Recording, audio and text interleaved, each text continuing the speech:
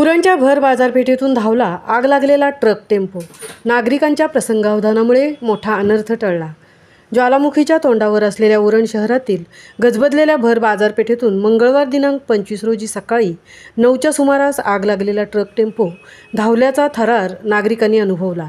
यावेळी रहिवाशांमध्ये भीतीचे वातावरण निर्माण झाले होते।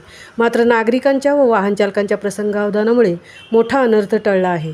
मुंबई शहराच्या हाकेच्या अंतरावर असलेल्या उरण तालुक्यात केंद्र व राज्य सरकारचे महत्त्वाचे प्रकल्प आहेत।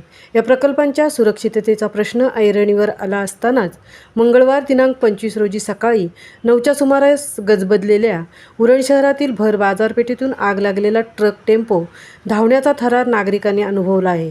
सदरची आग कशामुळे लागली हे काही स्पष्ट झाले नाही। मात्र उरणकरांच्या सतर्कतेमुळे मोठा अनर्थ टळला आहे। या आगीची माहिती अग्निशमन दलाच्या जवानांना मिळताच अग्निशमन दलाच्या जवानांनी आग विझवण्यासाठी प्रयत्न केले। मात्र आग लागलेला ट्रक टेम्पोमध्ये कोणते सामान होते हे काही समजून आले नाही। महामुंबईसह अनंत नारंगीकर, उरण।